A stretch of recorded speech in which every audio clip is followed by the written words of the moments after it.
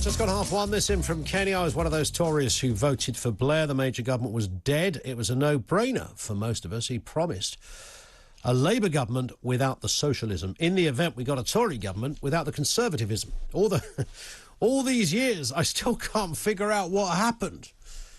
What? I don't know what happened. It's probably the era where I became most fascinated and maybe ingrained in politics, in the sense that I was kind of, fully fledged. I was an adult and I was looking at this thinking, right, this is where it begins to mean something. This is the bit where I take notes, having heard Minan talk about people like Harold Wilson and Macmillan and the like.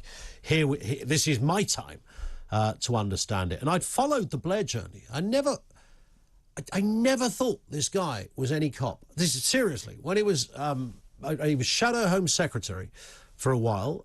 That would have been under John Smith as leader. And I just thought he was very weak. I thought his delivery was clearly bright. That wasn't in dispute. Most of them are quite bright. But in terms of cutting through, as the phrase goes, I didn't really get it. And then, of course, when John Smith died, there was an internal battle, which we now know, but at the time between, should it be Brown, should it be Blair, and, of course, the infamous Islington dinner that took place to decide this, and along comes Tony Blair. And that was that, really. That was the man in charge. Was he going to win this? And Major was so weak that, yeah, he probably is going to win it, but not because he's Tony Blair, but because he isn't John Major. That's how I kind of read it at the time. I didn't expect the fella to come in and swipe a majority of 179, for goodness sake. Maureen is in Newcastle. Maureen, what are you thinking? Hi. Hello. I agree with that gentleman, what he's just said there. Yeah. John Major was very weak. In fact, I thought he was Margaret Thatcher's puppet. But get away from that. Nobody has mentioned Farage. He was a breath of fresh air before the Brexit. Mm-hmm. I mean, everybody in the North East loved that man. He was great. He was a good talker. He had charisma. He was clever. And it's just such a shame that he didn't get anywhere. Yeah. Because really, the rest of the parties, whether it's Tory, Labour... But, of course, he wasn't around then, was he, when Blair was reigning supreme? No, it was after Blair. And I don't think Blair was a really good Prime Minister either. Did you vote for him, Maureen? No, I didn't. No. So you didn't rate it? I was sick. Yeah, I mean, at the time, when as I was just saying, the Tories were looking knackered and old, weren't they? Out of touch, and a whiff of corruption and all the rest of it. They've been there for 18 years, and John Major wasn't exactly the man to, start a party, was he? As it were, and it just looked as if they'd reached their natural end. But you didn't see that as a cue to then vote for Blair? No, I didn't. He didn't convince me, really. And by that time, and even today, I think there's a lot of people just fed up with all the parties, whether it's Liberal, Labour, Tory, I think they should all be just ousted, and have somebody fresh in new government or something. Yeah, well, that was the point of Blair, really, wasn't it, back then, that he was the new kid on the block, the young pretender. He didn't have all the baggage. He was 43, for goodness sake, when he got the big gig as Prime Minister. Maureen, thank you for that. Let's go to David in Coventry. How do you rate Mr. Blair, David, a quarter of a century on? Afternoon to you. Well, I have to admit, to my eternal shame, that I voted for him. Mm-hmm. And secondly, I cheered the following morning when they announced his massive majority. Yeah. But my delusions were very soon brought out into the open. Okay, Blair will be remembered primarily for the war.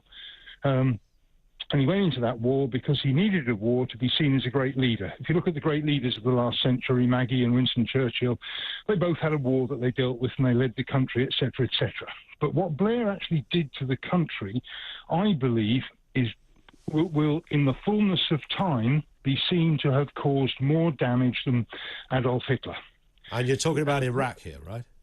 Well, Iraq, but also Blair changed the law so that if I say something to you, it's not what I say to you, it's how you perceive it to be.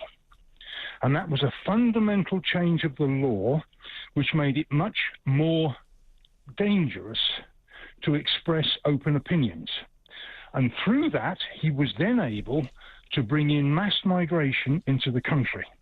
And people wouldn't complain about it. How many times have you spoken to someone and their opening gambit of the conversation is, I'm not a racist, but... Mm-hmm. People became terrified of being accused to be a racist.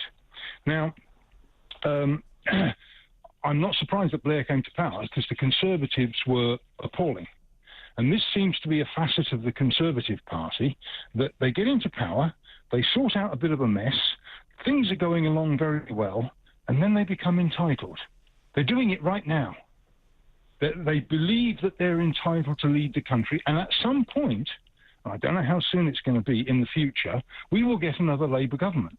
That is inevitable, because the voters will eventually get fed up with this stupidity. Why is there Boris is leading. Yeah, I think you're right on that point. Why is there a kind of difference, or a perceived difference, when a Conservative politician messes up compared to a Labour politician messing up?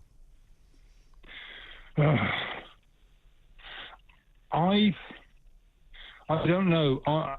I'm naive enough to believe that we should have politicians who are honest. Yeah. Now, when Liam Byrne was honest, when he was the Chief Secretary of the outgoing 2010 Labour government, and he left the letter which said, sorry, there's no money left, he was being bluntly honest. Yeah. They had maxed out on the credit card that's called GB. True, but of course there was a financial crash at the same time, which defenders of Mr. Burns say he was being a bit tongue-in-cheek referring to that. Listen, David, I hear you. Thank you for that.